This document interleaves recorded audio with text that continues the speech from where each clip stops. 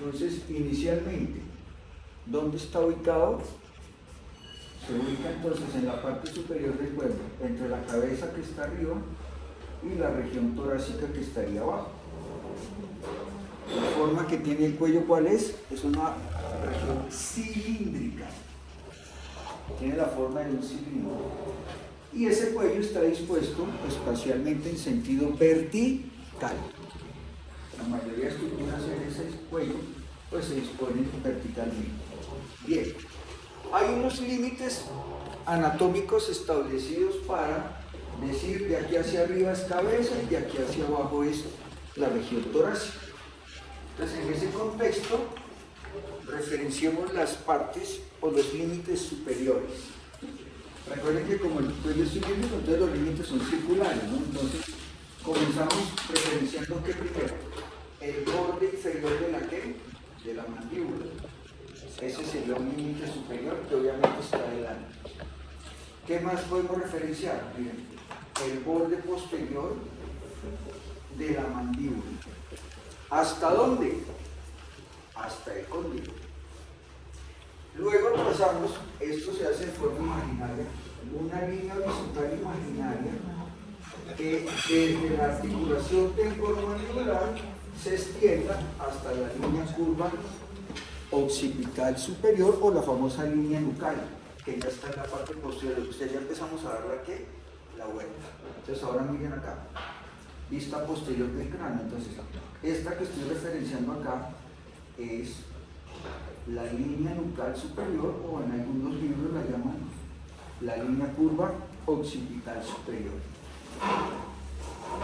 Y en el centro esto que está aquí señalado, que se llama la protuberancia occipital externa. Y obviamente desde ahí nos devolvemos por el otro lado con los mismos límites. Ahora los límites inferiores, ¿cuáles serían? Entonces, comenzamos con esto. Este es el borde superior del hueso esternón. Se le puede decir la escotadura yugular, la escotadura externa, etcétera, etcétera. Luego hacia los lados, la cara superior de la ¿qué? Clavícula a ambos lados.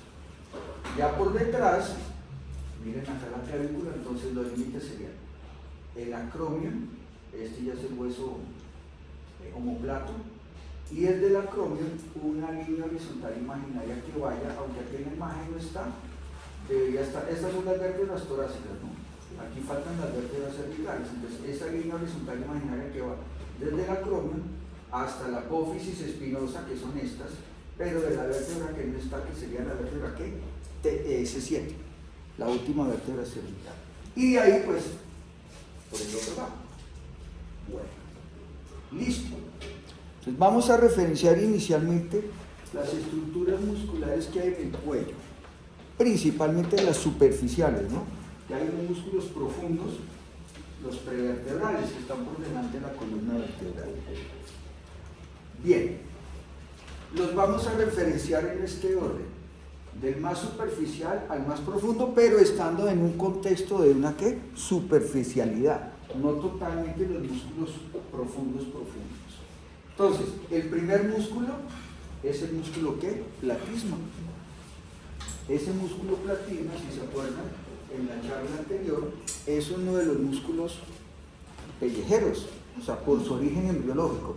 No tiene acción sobre la función de la cara, pero por su origen embriológico, entonces se considera un músculo de la cara, ¿no? De la expresión facial, pero sin estar en ese contexto de la expresión facial. Entonces veámoslo en una imagen para tener una idea. Inicialmente recordemos, la mayoría de estos músculos, bueno, la mayoría no, todos son músculos estriados ¿qué? Esqueléticos. Todos son pares, hay uno derecho y uno ¿qué? Izquierdo. Esto sí cambia, unos serán anchos, otros serán cortos, otros serán largos, y esto tampoco cambia, la función. Las fibras se contraen en un solo ¿qué? Sentido. Entonces por eso decimos que son fibras o músculos con acción unidireccional. Entonces en esta vista lateral, miren acá, este es el músculo más superficial, o sea, está en la piel, el tejido celular subcutáneo, que depende de la dieta, pues será bien grueso, será bien delgado, y luego encontramos las fascias, que ahora vamos a ver en una imagen, y luego está el músculo. Entonces este sería el músculo platismo del lado ¿qué? Izquierdo. Hay uno derecho y hay uno izquierdo. Bien. Miren acá la imagen. Entonces, lo que les estaba diciendo. Aquí está el músculo cortado. Por delante de él, o sea, superficial, está el tejido celular subcutáneo, la grasa, la piel. Está el músculo y luego está esta fascia, que es importante, ¿no? Esta se llama la aponeurosis cervical superficial. ¿Listo? Bueno, pues aquí se ve un pedazo del músculo.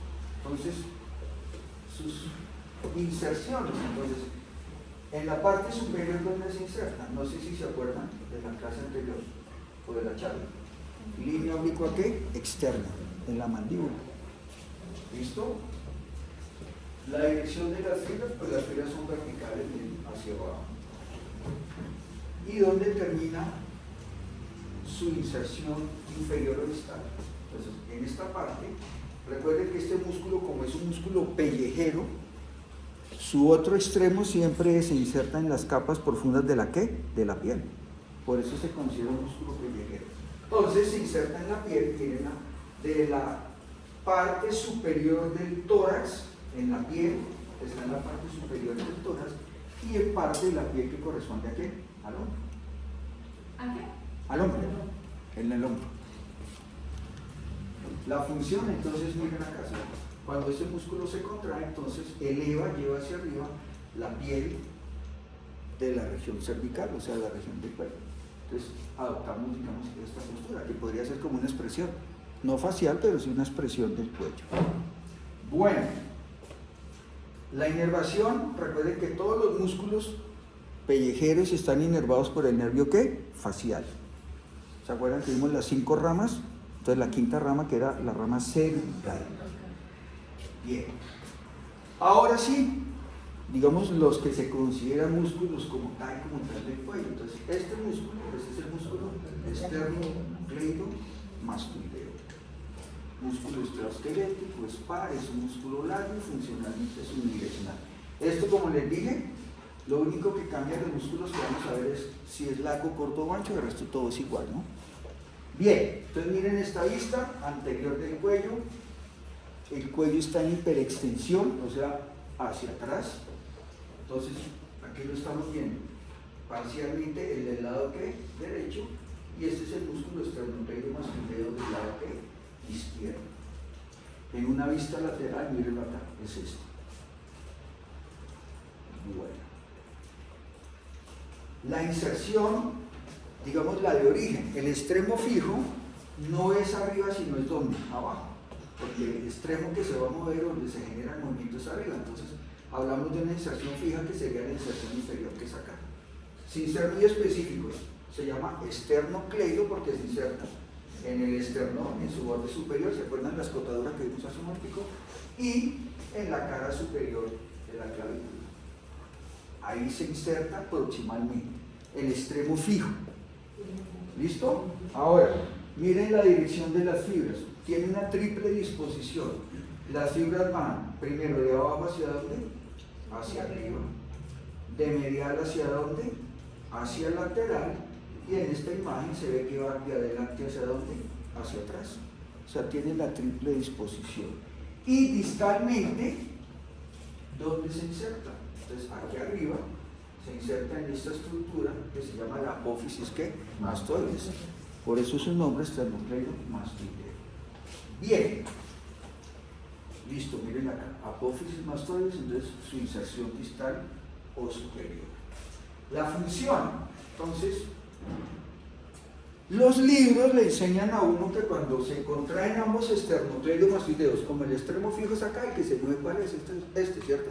Entonces, cuando se contrae, llevamos en teoría la cabeza hacia ¿dónde? Hacia adelante. Los libros dicen flexión de la cabeza. Pero en la dinámica específica del movimiento, sí, la cabeza se mueve, pero la que realmente hace el movimiento no es la cabeza, sino la columna ¿qué? Cervical. De hecho, el único movimiento real que hace la cabeza, ¿cuál es este? De resto, todos son movimientos de la columna ¿qué? Cervical. O sea, cuando yo hago así, la que se está moviendo realmente es la columna ¿qué? Cervical. Cuando yo hago así, columna cervical. Cuando hago así, columna cervical. Y cuando hago este movimiento de rotación, que ya lo vamos a mencionar, ahí no se está moviendo toda la columna cervical, sino solamente la primera vértebra que cervical. ¿Listo? Pero como le digo, los libros dicen función. Entonces, a este movimiento lo llaman flexión. Ahí es otra corrección, pues. Cuando uno ya tiene conceptos claros, uno hace la corrección. Flexión, ¿qué es? Acercar un segmento a otro. Extensión, ¿qué es? Alejar un segmento de otro, ¿cierto? Entonces, cuando yo hago este movimiento, sí, estoy haciendo aquí flexión, pero aquí estoy haciendo, ¿qué? Extensión. Entonces, a mí me gusta más documentarla, no diciendo flexión de la cabeza, sino flexión anterior de la columna, ¿qué? Cervical. Así es como ya la documento. Entonces, este movimiento es una flexión anterior de la columna, ¿qué? Cervical. ¿Listo? Ojo, esto se da cuando se contraen ambos esternocleido, ¿qué? Mastoideos. Ahora, cuando se contrae uno solo, bien sea el derecho o el izquierdo, entonces vienen los movimientos de ¿qué? Rotación. Y vuelvo y digo, no es rotación de la cabeza, la que rota, ¿quién es? C1. El atlas. Correcto, el atlas. Como C1 y el hueso occipital están articulados, pues obviamente, si C1 rota, pues el hueso occipital rota, o sea, rota toda la ¿qué? La cabeza. Y con una condición especial, el movimiento es al lado del músculo opuesto. O sea, si yo contraigo mi esternocleido mastoideo izquierdo, la rotación es hacia el lado ¿qué? Derecho. O sea, se contrae el músculo opuesto. O el movimiento es al lado opuesto del músculo que se contrae. Y también cuando se contrae uno solo, pero este sí, ipsilateral del mismo lado, entonces flexión lateral, vuelvo y repito, no de la cabeza, sino de la columna ¿qué? Cervical. Es la que hace realmente el movimiento. Bueno, este músculo tiene doble inervación. Esta inervación siempre es referente a la inervación que, muchachos, motora, ¿no? Entonces tiene doble inervación. Le inervan dos nervios. Este, no sé si se acuerdan cuál es ese. ¿Se acuerdan de los pares craneanos? Ese es el 11º par craneano, el espinal o accesorio. Y otro nervio que se llama como el músculo, nervio esternocleido mastoideo, pero que rama esto que se llama el plejo cervical. Entonces tiene doble inervación, el 11º par craneano y el nervio esternocleido mastoideo, vuelvo y repito, rama esto que es el plejo cervical. Bueno, esta es una vista anterior de lo que sería el plejo cervical, aunque aquí primero señalamos quién es, este es el 11º par craneano. Miren el músculo esternocleido mastoideo, y ese mismo nervio también inerva a este músculo, que es el de acá, el músculo trapecio. ¿Listo? Bueno, y acá está, miren, este es el plejo cervical, entonces el nervio esternocleido mastoideo originándose desde el plejo cervical. Bueno, listo. Ahora, un poco profundo al esternocleido mastoideo, hay unos músculos que, de acuerdo a la ubicación o relación con respecto al hueso ioides, entonces son los músculos supraioideos, o sea, los que están por arriba del hueso ioides, y los músculos infraioideos que quedan por debajo del hueso ioides. Entonces veamos primero los músculos supraioideos. Entonces miren esta imagen, es una vista lateral o lateroinferior desde el lado izquierdo. No sé si se acuerdan de ese músculo, miren, es este, su tendón intermedio y este otro vientre. O sea, tiene un vientre posterior y un vientre anterior. Entonces, ese es el músculo digástrico. Entonces, músculo esquelético, par, es un músculo corto. Dentro de los músculos estriados esqueléticos tiene la forma de un músculo digástrico, por eso se llama digástrico. Digástrico es dos vientres musculares unidos por un solo tendón. Y funcionalmente, como ya habíamos dicho, es un músculo unidireccional. Entonces, vista inferior de un cráneo, entonces esta que está aquí es la apófisis mastoides.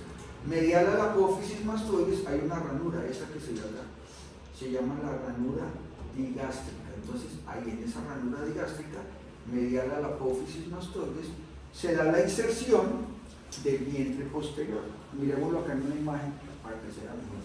Miren acá la apófisis mastoides, entonces Medial a esa apófisis maltoides está la ranura donde se inserta el vientre posterior del digástrico. Bien, ahora miren esto. La dirección de las fibras se parecen a las del esternocleidomastoideo. Van de arriba hacia abajo, de atrás hacia adelante. Esto es más lateral y esto es más que medial. La apófisis maltoides está más acá y el hueso iliaris está más acá. Entonces por eso decimos también de medial a qué? A lateral. ¿Listo? Ahora, ese vientre posterior es continuado en la parte media por un tendón, este que señalamos acá, que se llama el tendón intermedio de digástrico. Y luego estaría el vientre anterior. La dirección de las fibras del vientre anterior simplemente son de atrás hacia adelante. Y la inserción distal de ese vientre anterior, ¿dónde se da? Se da acá, en el borde inferior de la mandíbula, en una cavidad pequeña que se llama la fosita digástrica. No sé si se acuerdan de ella. La fosita digástrica. Entonces, aquí ranura y aquí fosita digástrica. Ok. La función, entonces, este músculo, ¿qué nos ayuda a hacer? Desciende la mandíbula. O sea, se considera también un músculo ¿qué? Masticador. Todo el mundo tiene la concepción de que los masticadores, los músculos son el temporal, el macetero, el pterigoideo interno y el pterigoideo externo. Esos elevan y hacen movimientos de lateralidad. Pero ¿quién lleva los músculos o la mandíbula hacia abajo? Los músculos ¿qué? Supraoideos. Entonces los músculos supraoideos descienden la mandíbula. ¿Le vas a contar algo? Sí, cuando uno ve que hay personas que no les va a tomar fotos que tienen papada, ellos buscan tensar para que se suba esto un poco. Ajá. ¿Eso funciona en digástrico? No, ¿De cuál? no. Ahí sería el platisma. Ok. El platisma. Es el platisma, pero el platisma, digamos, Está acá. La tensión. la inserción va aquí en la Aquí en la mandíbula, interna. sí, en la cara lateral de la Pero si yo mandíbula. hago esto, ahí el platisma no actúa, ¿sí? Sí, claro. Mira. ¿Es eso ahí? Ok. Ajá, y el paneo básico. Listo. Pensé que ahí el digástrico algo así. No, el digástrico actúa solamente sobre el movimiento que haga la mandíbula. mandíbula. Y la lleva hacia dónde? Hacia abajo, la desciende. Y esa fosita es donde están las veniolosas y las veniolodeas, las apófisis. Sí. Y está la fosita de gástrico. Sí. Bueno, listo. Ahora, oriento la imagen. Vista lateral desde el lado ¿qué? Derecho. Miren acá el arco cigomático, miren la rama ascendente de la mandíbula del lado derecho, miren el conducto externo, esta es la apófisis ¿qué? Mastoide. El lado ¿qué? Derecho. Este músculo que se ve aquí cortado es el esternocleido ¿qué? Mastoideo. El digástrico, miren, el vientre posterior, ¿sí lo ven? Más profundo. Entonces, ¿quién lo inerva? ¿Se acuerdan de este? Este es el nervio ¿qué? Facial. Miren las ramitas yendo hacia el músculo occipital, ¿se acuerdan del músculo occipito frontal? Entonces, el vientre posterior del digástrico está inervado por ramas del nervio ¿qué? Facial. El vientre posterior. Ahora, el vientre anterior, miren acá el vientre anterior, miren el músculo completo acá. El digástrico, su vientre posterior, el tendón intermedio y el vientre anterior. Entonces miren el nervio que le está llegando inervado. Lo vimos en la clase anterior, ¿se acuerdan? Este es B3, el nervio mandibular. Este es el nervio alveolar inferior, o el que todos conocimos como mentario ¿qué? Inferior. Este que está cortado y mírenlo acá. De ese nervio alveolar inferior se origina este nervio. Se llama el nervio ¿qué? Miloioideo. Finalmente rama del trigémino, ¿no? O sea, trigémino, pero específicamente el nervio miloioideo. Ahí se ve perfectamente. Bueno, listo. Siguiente músculo, miren. Paralelo al vientre posterior del digástrico, pero un poquito más medial. O sea, aquí se ve como si estuviera este arriba y este abajo, pero realmente este está más medial y este se ve un poco más, o está más superficial. Entonces, ¿este es el músculo qué? Estilo.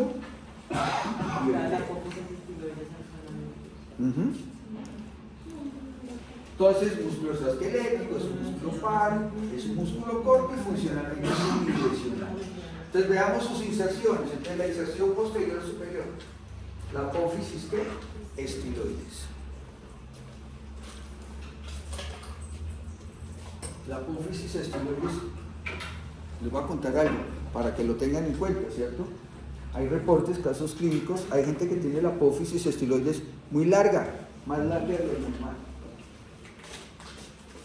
Este orificio que está acá es el agüero carotídeo, o sea, por aquí entra la arteria carótida que interna. Y por acá, que es el agüero rosado posterior, sale o pasa la vena yugular que interna. Pues hay reportes de casos clínicos de personas que por hablar con el teléfono así, la apófisis estiloides chuza la vena yugular interna. Entonces hay una ¿qué? Hemorragia. Y el paciente se muere sin saber qué le está pasando eso. Entonces, ¿para qué dejen de hablar con el teléfono así? ¿Listo?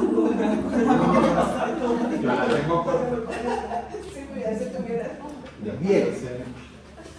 Listo.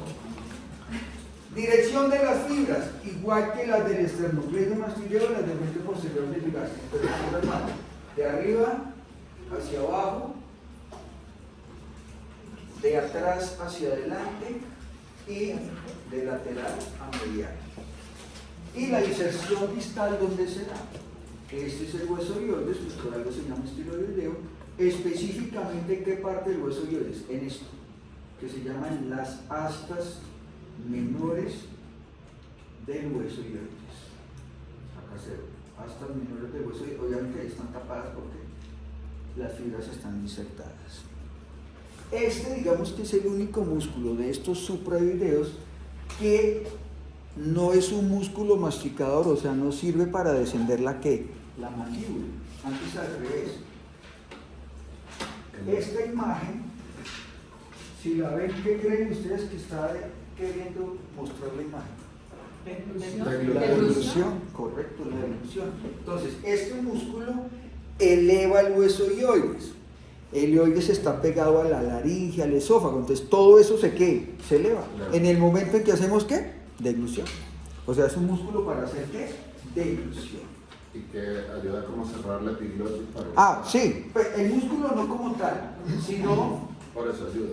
Esto sube y al subir, este es el velo del paladar. Entonces, cuando esto sube, hay otros músculos en el velo del paladar, el tensor del velo del paladar, el elevador del paladar.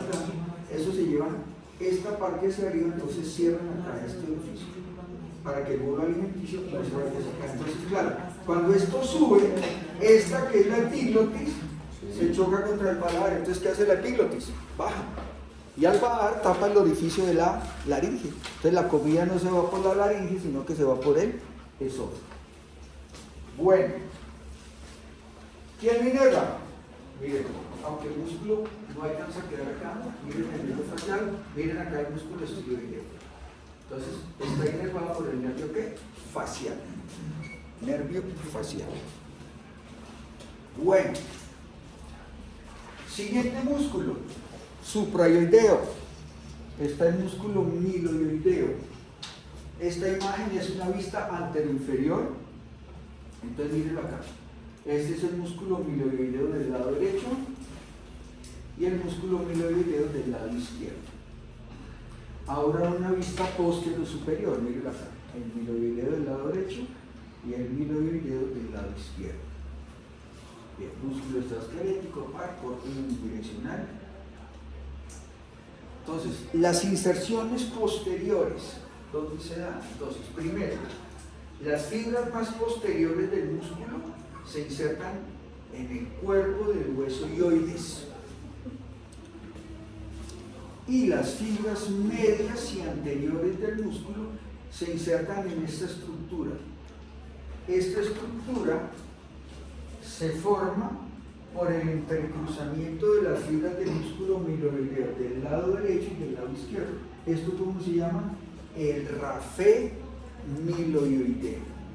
Entonces, esas son las inserciones proximales, o posteriores, o fijas, la inserción que llaman de origen. La dirección de las fibras, entonces, aquí se ven dos claves, va de medial a lateral, de atrás hacia adelante, y recuerden, el hioides está más abajo, la mandíbula más arriba, entonces también va de abajo hacia arriba. Y la inserción distal anterior sería acá. ¿Se acuerdan cómo se llama esto? Las apófisis, ¿qué? Estas serían las superiores que se inserta un músculo de la lengua, que es el genioglosum. Y aquí, pues están tapadas las apófisis geni inferiores. Ah, no, perdón, me equivoqué. Estaba hablando de mi video. Se inserta acá. Me confundí. Estaba pensando en otro músculo. Se inserta, ¿esto qué es? ¿La línea oblicua qué? Interna. Se inserta en la línea oblicua interna. Bien. La función, entonces, ¿se acuerda que les dije? El único diferente es el estiloideo. De resto, todos, ¿qué hacen? Llevan la mandíbula hacia abajo. Descienden la mandíbula. La inervación, pues es obvio, ¿no? Si se llama músculo miloideo, pues está inervado por el nervio miloideo, rama de B3 y B3 es rama del trigemio. Bien. Y ahora el último de los músculos supraioideos. Entonces, estos dos que se ven acá, el del lado derecho y el del lado izquierdo, el músculo que geni y oideo. El músculo extraesquelético es un músculo par, es un músculo corto y funcionalmente es que unidireccional. Entonces, la inserción posterior en el cuerpo de los huesoioides, la dirección de las fibras, entonces son de atrás hacia adelante y de abajo hacia arriba. Y ahora sí, la inserción anterior es en las apófisis geni inferiores.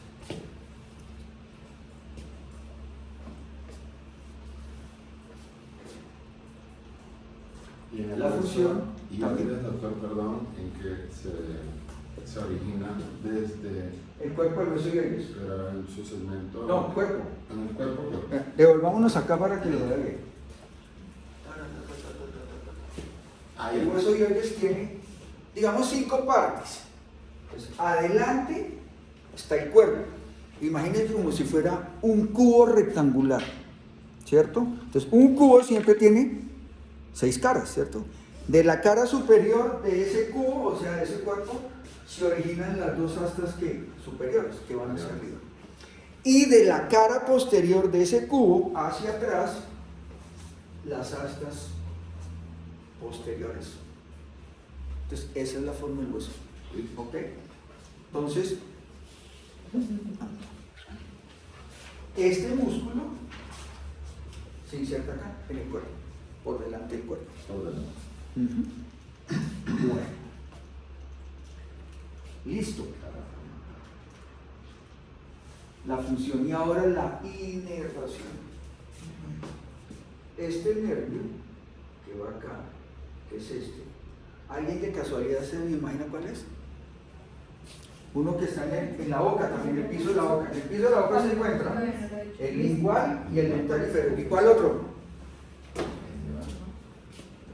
Doctor, ¿qué pena por ver la función? Dime. ¿Qué pena por ver la función? Ah, igual. Desciende la mandíbula. Gracias. Todos hacen lo mismo excepto el estilo y oideo. De resto todos descienden la mandíbula. Gracias. ¿No se acuerdan de este nervio? Ya. Va para esta estructura, para la lengua.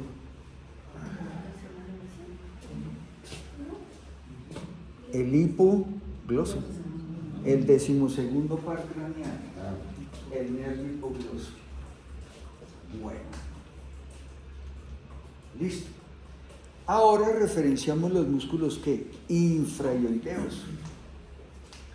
Estos músculos infraioideos espacialmente se disponen en 2 planos, un plano superficial y un plano profundo. Entonces veamos primero los infraioideos más superficiales. Entonces, vista anterior, el cuello de hiperextensión. Voy a señalar los 4 músculos de un lado. Primero está este, bueno, primero que vamos a mencionar, que es este. Lateral a él está este, que serían los 2 superficiales, ¿listo? Y aquí en este lado, miren que los disecan, los cortan y vemos 1 y 2, los otros 2 que serían los profundos. ¿Ok? Entonces, comencemos por los superficiales. Este primero. Entonces, yo lo llamo externo, cleito y oideo. ¿Por qué digo que yo lo llamo? Pues a mí me gusta llamarlo así, porque es que hoy en día simplemente le dicen el externo ioideo, ¿vale? Pero es el mismo externo, cleido, ioideo, o externo, ioideo. Bien, ojo, aquí cambia la forma. Músculo extraesquelético, ya son músculos ¿qué? Largos. Y lo que no cambia, pues la función, que es unidireccional. Bien, entonces, inserción inferior, entonces, esternón y clavícula. Los mismos sitios del esternocleido mastoideo, solo que estas estarían ¿por dónde? Por detrás. El esternocleido mastoideo por delante y este por detrás. Bien, las fibras pues son, miren, las verticales hacia arriba. Y la inserción superior sería ¿dónde? Luis, usted que estaba preguntando. Mira, sencilla. En el ioides, en el cuerpo. En el ioides, en el cuerpo. ¿En qué parte del cuerpo, Luis? Mira la imagen. En la parte, inferior del cuerpo del hueso ioides, correcto. Muy bien. La función. Bien. La función, todos hacen exactamente lo mismo, ¿no? Entonces me tomo un tiempo para explicar bien. Entonces miren el esquema, es una vista del lado ¿qué? Izquierdo. Entonces, la función de los músculos infrahumeros, ¿cuál es? Este es el hueso ioides. En teoría, el hueso ioides, por decirlo de alguna manera para que me entiendan, está como en el aire. O sea, él no se articula con ningún otro ¿qué? Hueso. Entonces, como él no tiene un punto de apoyo, pues si a él lo jalan desde arriba, se va para arriba. Si a él lo jalan desde abajo, se va para abajo. Si hubiera músculos que estén por delante, si lo jalaban por delante, se iba para adelante. Pero el músculo ioides realmente se mueve o hacia arriba o hacia abajo, ¿cierto? Por los músculos, o los supraioideos o los infraioideos. Entonces, ¿qué hacen los músculos infraioideos en la dinámica de la masticación? Porque ellos, los infraioideos, actúan es cuando nosotros vamos a hacer masticación. Entonces, ¿qué hacen esos músculos infraioideos? Fijan el ioides, o sea, por decirlo de alguna manera, tratarían de llevarse el hueso ioides ¿hacia dónde? Hacia abajo. Pero como en ese momento están actuando el digástrico, el miloioideo y el genioideo, ¿cierto? Entonces, ¿ellos qué necesitan? Un punto de apoyo, o sea, necesitan el hueso ioides para que sobre él puedan ¿qué? Jalar la mandíbula hacia abajo. Si ellos hicieran eso y el hueso ioides no estuviera firme, pues obviamente no podríamos llevar la mandíbula ¿hacia dónde? Hacia abajo. Entonces, ya resumiendo, los músculos infraioideos fijan el ioides durante el descenso de la ¿qué? Mandíbula. O sea, en la masticación, pero cuando estamos descendiendo la ¿qué? La mandíbula. ¿Para qué? Para que este hueso ioides esté firme y los supraioideos que descienden la mandíbula se apoyen sobre el hueso ioides y puedan descender la mandíbula. ¿Quedó claro? O sea, que es un movimiento no sinérgico. No, sí es sinérgico. Es sinérgico. Es como sinérgico antagonista, porque unos están jalando el ioides hacia abajo y el otro trata de jalarlos hacia arriba. Y como resultado de esa conjugación. Sí, pero diferencia de fuerzas, ¿qué hace la mandíbula? Desciende. Entonces, esa es la función de los músculos infraioideos. Bueno, listo. La inervación. Entonces, pongan atención. Hay dos nervios. Este que sería acá se llama asa descendente cervical, que viene del plejo. Perdón, no, este es este, al revés. El asa descendente cervical es este, que viene del plejo cervical. Y del plejo cervical también viene esta, que se llama el asa descendente hipogloso. No tiene nada que ver con el hipogloso, simplemente se origina del plejo cervical, se une en un pequeño trayecto al nervio ¿qué? Hipogloso y luego se desprende y baja. Entonces, el asa descendente cervical y el asa descendente del hipogloso, miren acá, se anastomosan. Entonces, de esos dos nervios anastomosados se originan los nervios que van a inervar los músculos infraioideos. tienen, o sea, cada nervio tiene el mismo nombre del músculo que va a inervar. Entonces, como estábamos viendo el músculo esternocleidoideo, miren acá, originándose de esta anastomosis, el nervio esternocleidoideo que va a inervar el músculo esternocleidoideo. Miremoslo en otra imagen. Así es mucho más real. Miren acá los dos nervios. El asa descendente del hipogloso, el asa descendente cervical, originándose aquí el plexo cervical. Miren acá el hipogloso. Entonces, de esta anastomosis, entonces, ahí está la ramita, ¿sí? La ramita pasa profunda y llega a inervar el músculo esternocleidoideo. Bien. El otro músculo superficial, este que está acá. Aquí quedó cortado, aquí cortan el vientre superior, mírenlo acá, y el vientre inferior. Entonces, ese es el músculo ovuloideo. Músculo esquelético, par, largo, digástrico también por la forma que tiene, y funcionalmente es unidireccional. Y entonces, el vientre inferior es este que se ve acá. Entonces, ¿dónde está insertado ese vientre inferior? Esto técnicamente es el borde superior de este hueso que es el omóplato. Viene desde allá. La dirección de las fibras de ese vientre inferior o posterior. Entonces, esas fibras van de abajo hacia arriba, de lateral a medial y de atrás hacia adelante.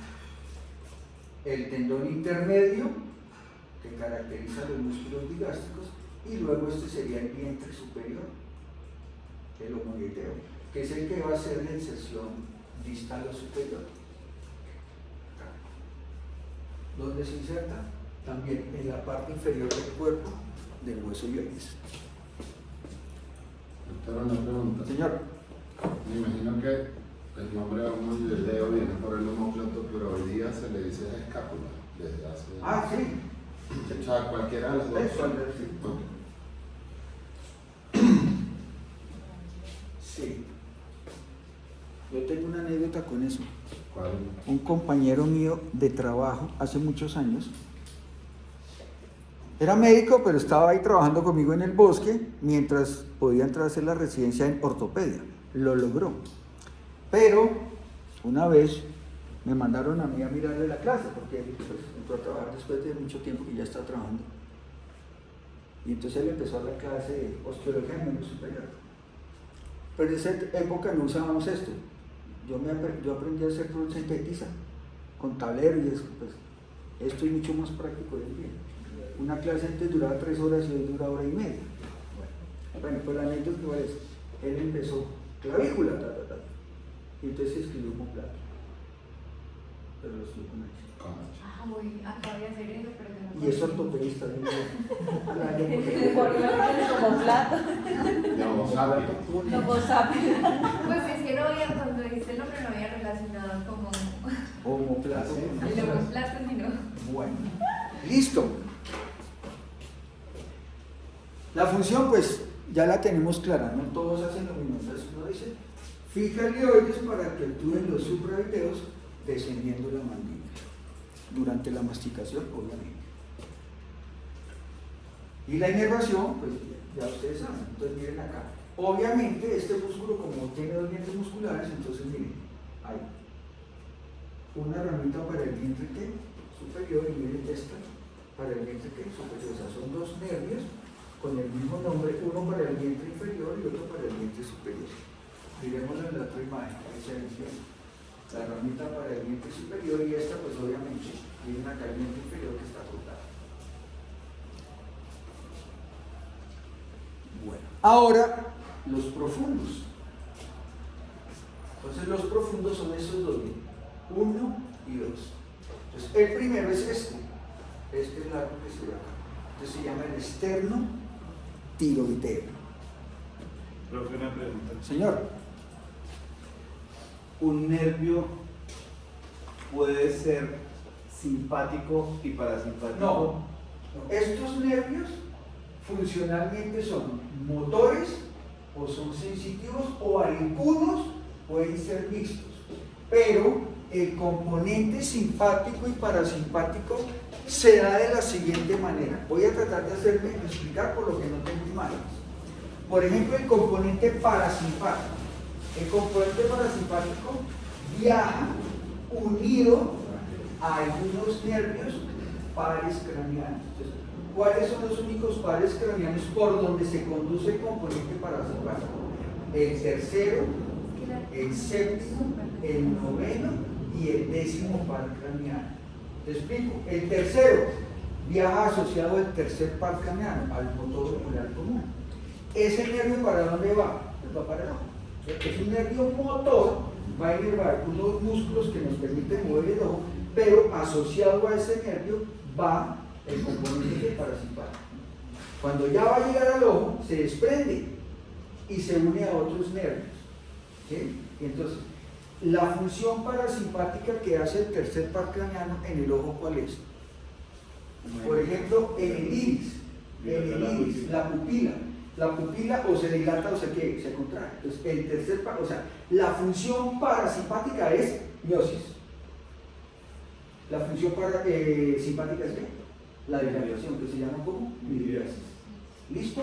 Y aparte de eso, el cristalino, que es el lente que nos permite enfocar, ¿cierto? El cristalino, pues alrededor del el cristalino es un lente redondito, pero biconvexo. Y ese lente o se aplana o se empoma para poder ver de lejos o de cerca. O sea, para mantener un enfoque de la mirada. Entonces, está el ligamento alrededor del cristalino y hay un músculo. Pues ese músculo o se contrae o se relaja. Entonces, cuando se contrae, ¿qué hace el músculo? Estira el cristalino, o sea, lo aplana. Y cuando lo aplana, yo puedo ver ¿qué? De lejos. Y cuando, bueno, es más complejo. Me voy a explicar. El músculo tiene la forma de un anillo, o sea, es un músculo circular. Pero las fibras, como las del iris, unas fibras son radiadas, como los radios de una bicicleta, y otras son circulares. Entonces, unas y otras se contraen, pero cuando se contraen las radiadas, ¿qué le hacen al cristalino? Lo estiran, lo aplanan, o sea, yo puedo ver ¿qué? De lejos. Pero cuando se contraen las fibras circulares, entonces el ligamento se relaja, o sea, el cristalino ¿qué hace? Se monta. Y yo puedo ver ¿qué? Eso es el tercer par craneano. Por el séptimo par craneano va el componente parasimpático que va a donde? Glándula lacrimal. Entonces, constantemente uno produce ¿qué? Lágrimas. Ese es el componente ¿qué? Parasimpático. El simpático ¿qué haría? Inhibe la producción de ¿qué? Ojo, no, digamos no la inhibe, sino que la ¿qué? La limita. A nivel de la mucosa nasal, produce ¿qué? Moco. Entonces, el parasimpático estimula la producción de ¿qué? De moco. El simpático la inhibe. Por eso, cuando uno tiene gripa y está rinorreico, pues toma una droga que estimule no al parasimpático, sino al ¿qué? Al simpático, para que inhiba parcialmente la producción de ¿qué? De mocos. A nivel de las glándulas salivares, séptimo par craneano, sobre todo la sublingual y la submaxilar. Entonces, el parasimpático estimula la producción de ¿qué? De saliva. Sobre todo cuando estamos así hablando. Porque a la parótida, que es la otra glándula que produce saliva, no la inerva el séptimo, sino el noveno. Y el noveno la inerva para que produzca mucha saliva, pero en el momento en que estamos ¿qué? Comiendo. ¿Listo? Bueno, eso es el séptimo. Noveno par craneano, pues ya parcialmente te lo voy a explicar. La glándula ¿qué? Parótida. Y el décimo, tal vez el más importante de todos. Todos estamos en este momento vivos gracias al nervio ¿qué? Vago. Porque por el vago va toda la función parasimpática que estimula la función parasimpática, o sea, la que tenemos todos acá en este momento, del corazón, el sistema respiratorio y el sistema ¿qué? Endocrino. Ese sería el parasimpático. ¿Listo? Entonces, viaja asociado al 3, 7 y 10. Y el simpático, este es más complicado de explicar. Las neuronas del simpático salen desde la médula ¿qué? Espinal. todos tenemos 31 nervios raquídeos, pares, 62 nervios, 31 pares. 8 cervicales, 12 torácicos, 5 lumbares, 5 sacros y 1 cuchillo. Esos pares raquídeos funcionalmente son mixtos, tienen un componente motor y un componente sensitivo y se les asocia el componente ¿qué? Simpático. Entonces, cuando los pares raquídeos salen de la médula espinal, unido a ellos va el componente ¿qué? Simpático. Inmediatamente sale de la columna vertebral, del interior de la columna vertebral, cada par raquídeo, al lado y lado de la columna vertebral hay unos ganglios que se llaman los ganglios laterovertebrales simpáticos. Hay en el cuello, en la región torácica, en la región lumbar y por delante del hueso sacro. Y todos están conectados por una cadena. Entonces, sale la primera neurona y se une a uno de esos ganglios. ¿Listo? Y de ese ganglio sale la segunda ¿qué? Neurona. Y esa segunda neurona coge dos caminos. Vuelve y se une al par raquídeo, y con ese par raquídeo va a llegar ¿a dónde? A la piel. Y en la piel va a inervar dos estructuras: la glándula sudorípara y el músculo piloerector. Entonces, por eso cuando usted hace ejercicio, está en máxima expresión el simpático. Entonces, el simpático ¿qué hace? Aumenta la frecuencia cardíaca.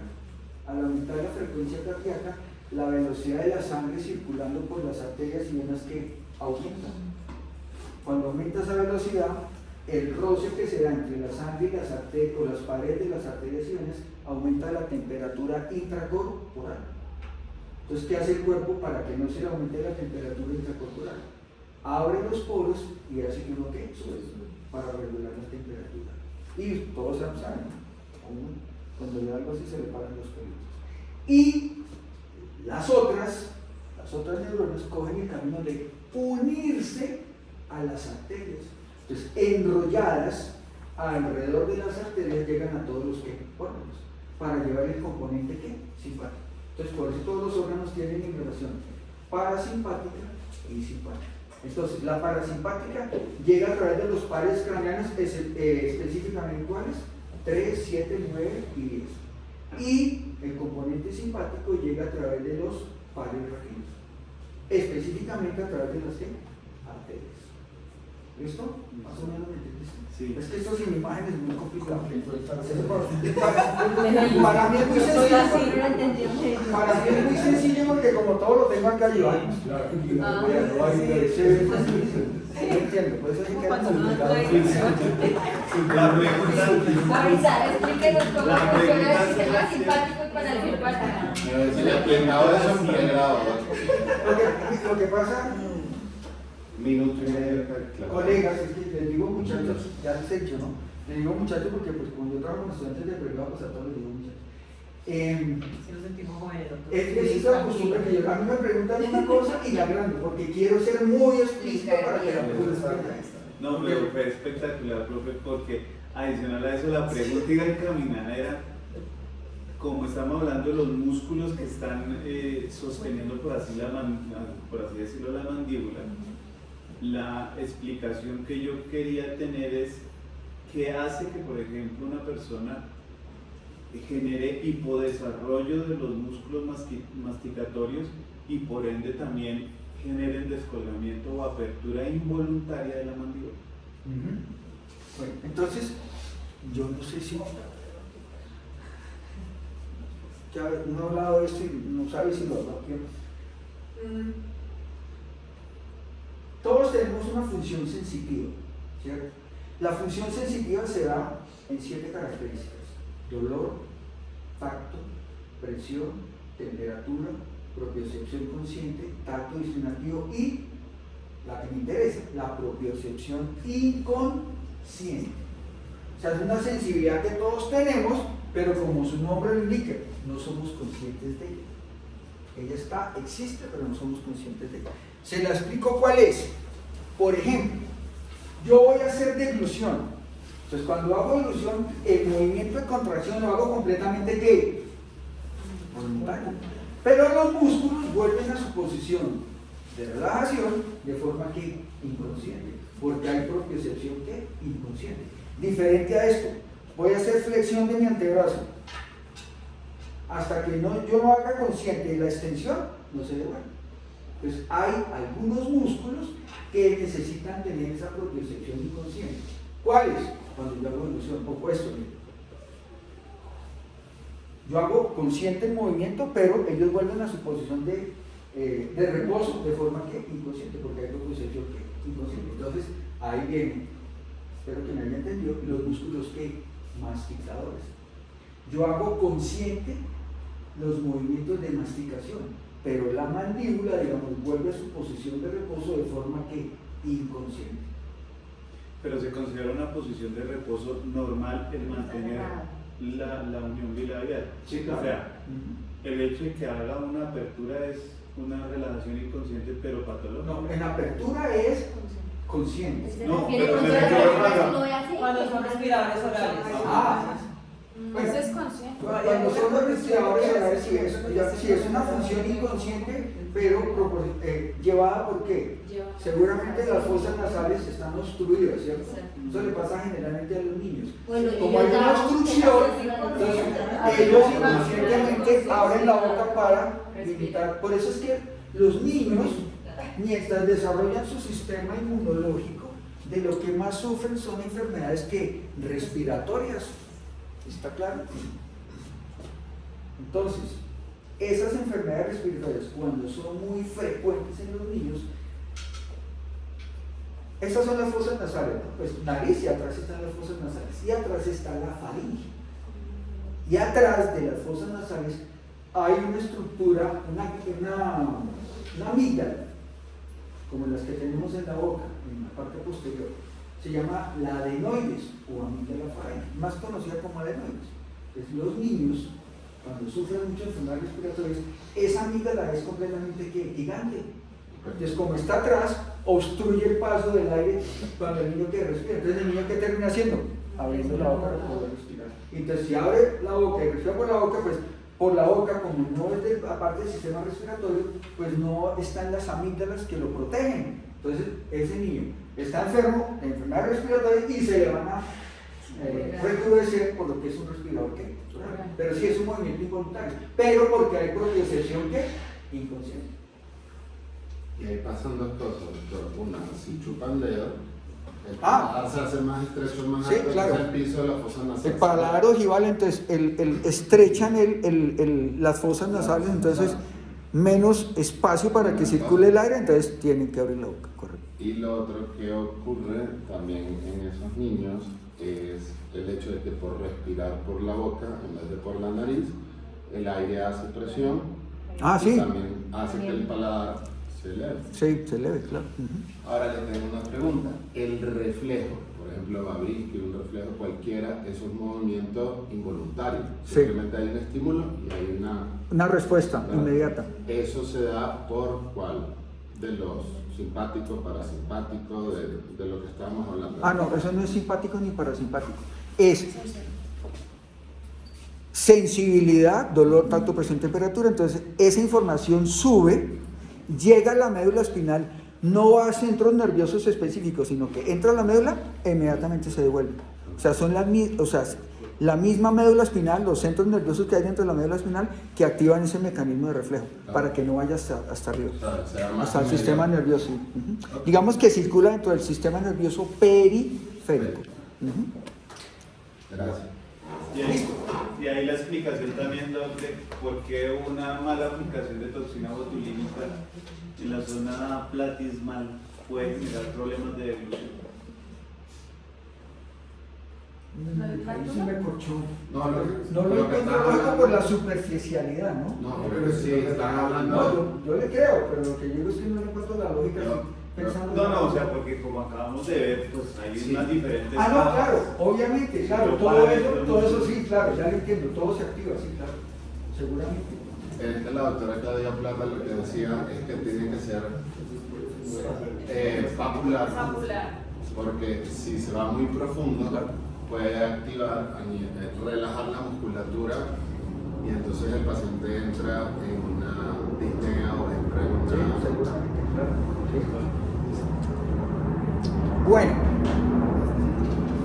Estábamos hablando del músculo que esternocleidomasto. Entonces, la inserción inferior, ya habíamos dicho, en el esternón, las fibras son verticales hacia arriba, y distalmente donde se inserta.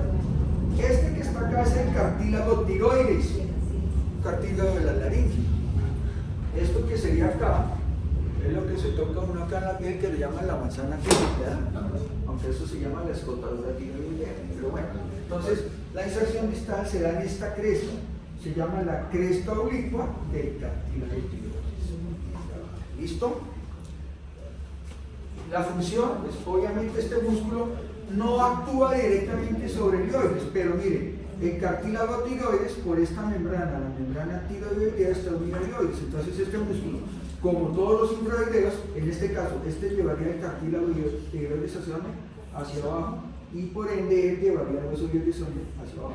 Entonces todos, como les decía, hacen lo mismo, fijan el hioides para que actúen los infraoideos. La inervación, el nervio tiroideo, rama de esta anastomosis que ya habíamos explicado. Miren acá. El músculo externo tiroideo. Y el último músculo de estos es este pequeñito que se ve acá, que es el músculo tiroideo. Para algunos autores, este es un solo músculo, entonces lo llaman el músculo externo tiroideo. Yo lo considero, y muchos lo consideramos dos músculos porque, como vamos a ver a continuación, la inervación motora de este músculo es diferente. Bien, entonces, músculo de estado esquelético para corto y funcionalmente es unidireccional. La inserción inferior, pues es en la cresta oblicua del cartílago tiroides. La dirección de las fibras, pues son verticales hacia arriba. Y, Luis, sígame la inserción distal, usted que lo tiene claro. Bueno, todos también, pero este más.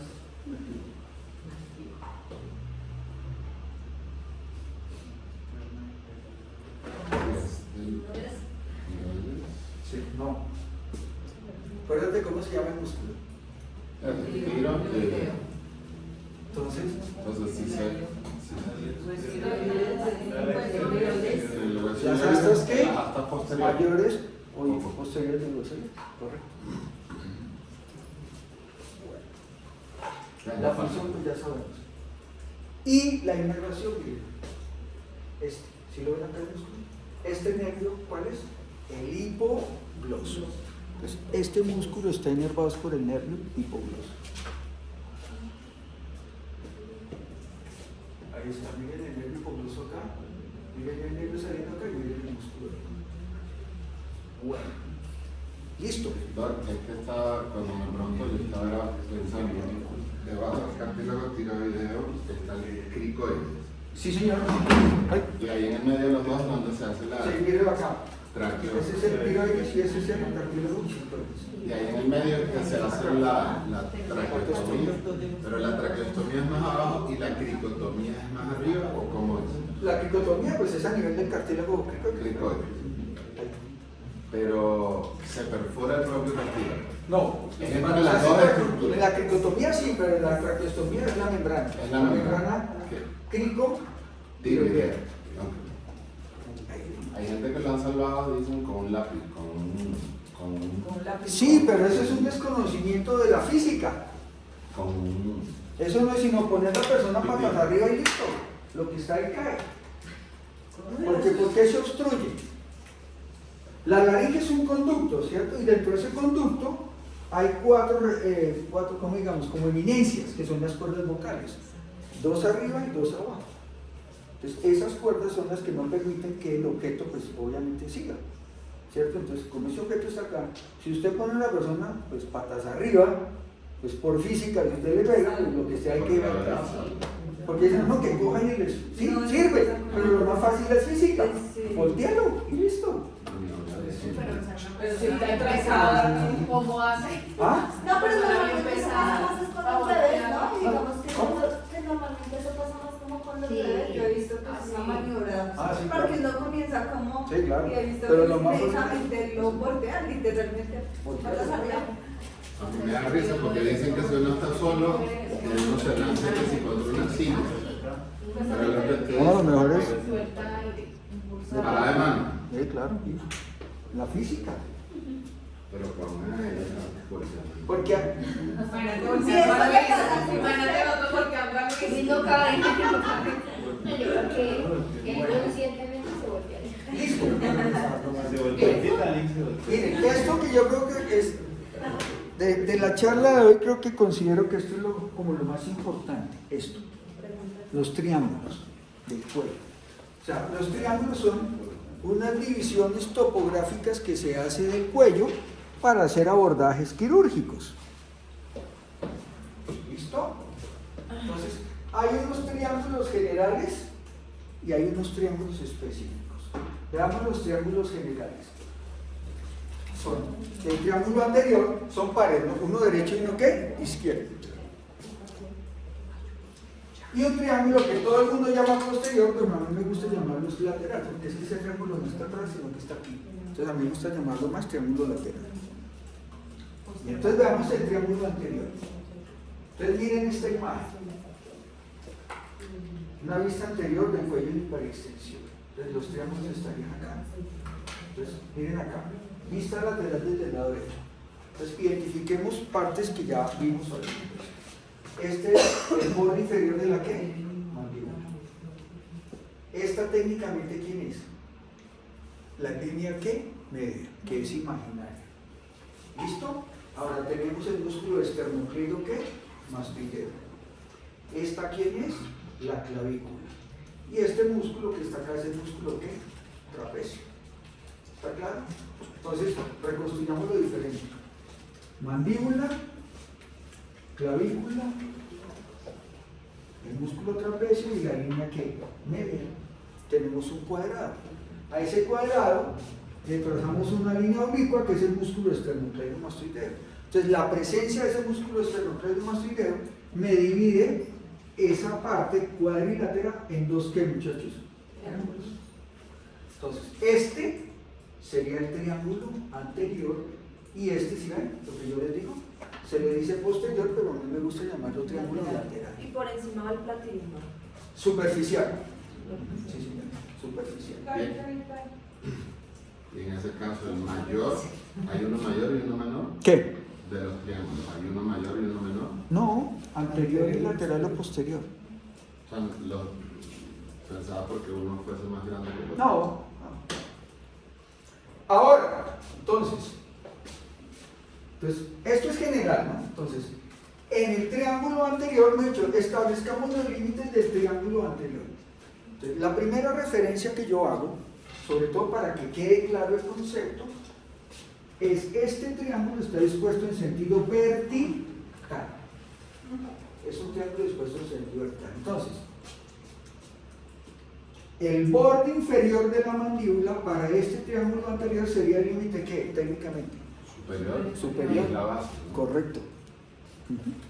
Ahora, la línea media sería el límite ¿qué? De ese triángulo. Se le puede, digamos, describir de dos formas. En el cuello, como el cuello es cilíndrico, todo lo que esté sobre la línea media o hacia medial en el cuello es o medial o anterior. Y todo lo que se va alejando de la línea media va siendo lateral o posterior. De la línea media yo puedo decir que es el límite, pero lo más fácil es decir, la línea media es el límite ¿qué? Medial. O anterior, pues es más fácil decir medial. Y el esternocleido mastoideo, su borde anterior específicamente, sería el límite ¿qué? De ese triángulo. Igual, de dos formas. O lateral o qué? Posterior. Listo. Ahora, el triángulo posterior o lateral también es un triángulo dispuesto en sentido ¿qué? Vertical. Entonces, en el mismo contexto, la clavícula sería el límite ¿qué? De ese triángulo. Inferior. Correcto. El borde posterior del esternocleido mastoideo sería el límite ¿qué o qué? O medial. Perfecto. Y el borde anterior del trapecio sería el límite ¿qué? Posterior O lateral. Perfecto.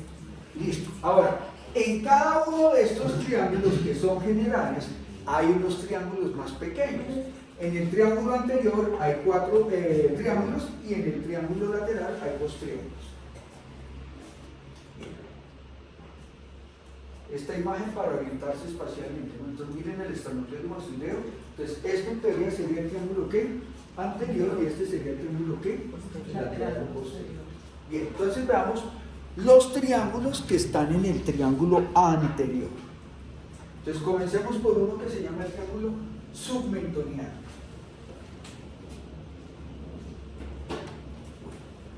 Lo voy a delimitar, miren acá. Este es un límite, este es otro límite y este es otro límite. ¿Listo? Bien. Primera referencia. En la imagen parece que el triángulo estuviera dispuesto en sentido que vertical. Y ese triángulo está dispuesto en sentido, pues primero en un plano horizontal en sentido antero-posterior. ¿Ok? No es vertical, sino que es así. Transversal, horizontal y en sentido antero-posterior. Entonces, comencemos por los fáciles. Límite lateral. ¿Quién es? Pues el diente anterior del que ligaste. El límite medial siempre será ¿quién? La línea ¿qué? Media. Y ahora, el hueso hioides. De acuerdo a las referencias que le di, el hioides sería el límite ¿qué de ese triángulo? ¿Ah? Posterior. ¿Se acuerda que les dije que este triángulo no va en sentido vertical, sino en sentido antero, ¿qué? Posterior. Entonces, En la parte parte de atrás. Entonces, el hioides es el límite posterior del triángulo. ¿Listo? Bueno. Siguiente triángulo. Este es difícil de entender. El triángulo submaxilar o submandibular. Es este, miren acá. Es tin, tin. Un límite, dos límites y tres límites. Entonces, igual que el anterior, es un triángulo dispuesto en un plano horizontal, en sentido antero o posterior. Entonces, el borde inferior de la mandíbula sería el límite ¿qué? Lateral. Lateral, correcto. Los otros dos límites van a ser ¿qué? Mediales. Pero uno estará ¿dónde y el otro estará ¿dónde? Adelante y atrás, correcto. Entonces, el vientre anterior del ligástrico sería el límite antero-medial. Y el vientre posterior del ligástrico sería el límite postero-medial. Perfecto.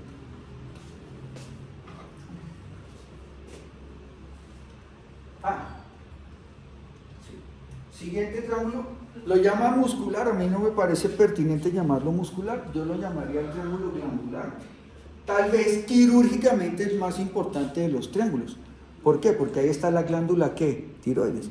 Y es la estructura donde se hacen mayor procesos quirúrgicos, ¿no?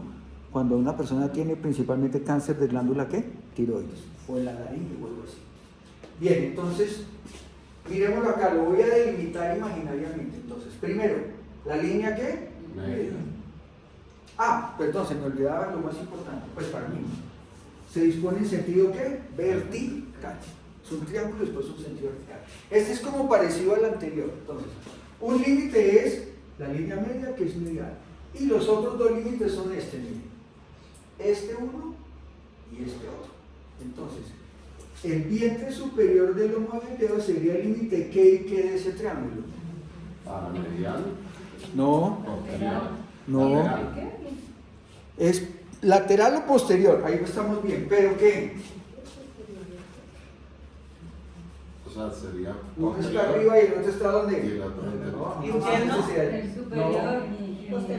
Látero superior y y látero inferior. Entonces, el homoideo es el vientre superior del homoideo es el límite lateral y superior, y parte del esternocleido mastoideo es el límite lateral y ¿qué? Inferior. Claro, doctor, porque usted dice vertical, inmediatamente va a ser superior inferior, y si es horizontal es anterior posterior. Correcto. Bien, listo. Entonces miren ahí, miren la glándula ¿qué? Tiroides. Entonces, digamos que es la estructura quirúrgicamente más importante, por eso yo les decía que yo lo llamaría triángulo glandular, pero bueno, lo llaman el muscular.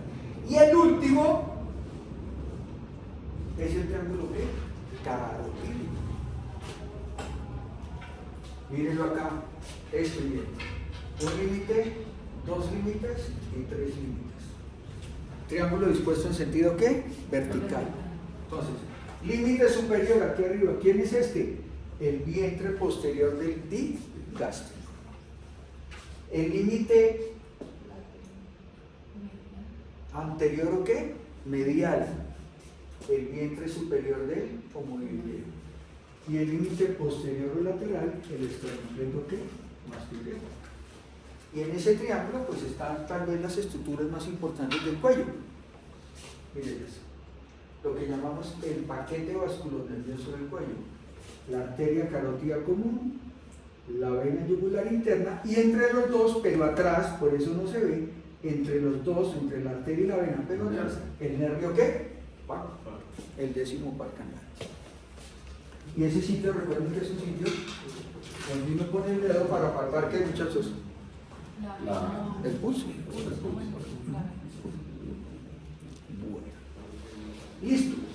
Y ahora están los triángulos posteriores o laterales. Entonces, miren acá. Aquí pareciera que es pequeñito, pero este es uno y este es el otro.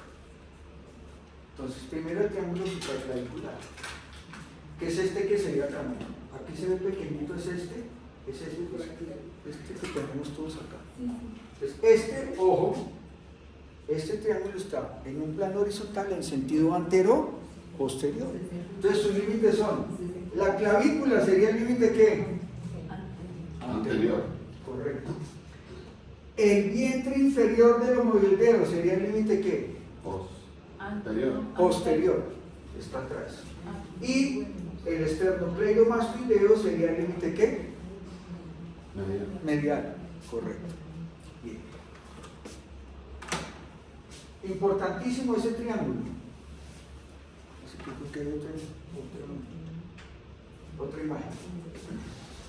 Mírenlo acá el triángulo. Este. Entonces, en ese triángulo ¿qué hay? Está la vena subclavia, la arteria subclavia, y esto se llama el plejo braquial, o sea, los nervios de las extremidades ¿qué? Superiores.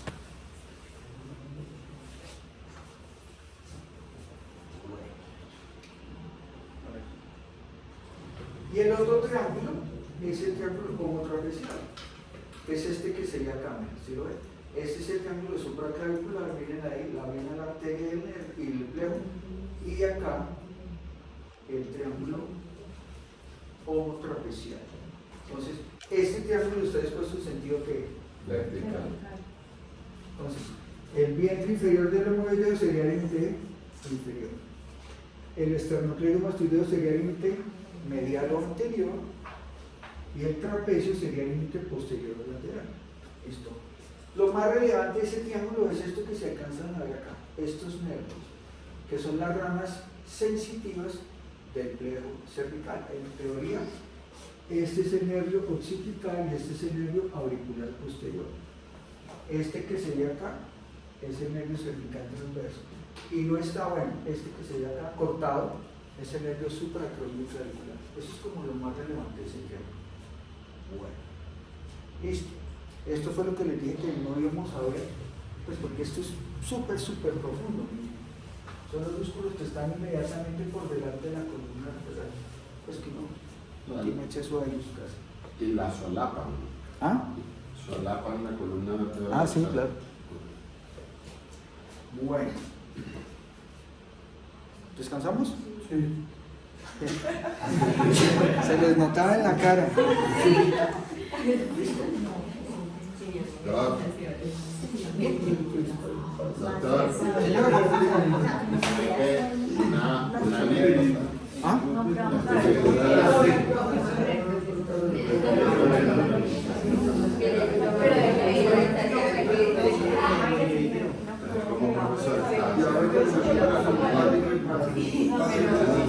¿Qué?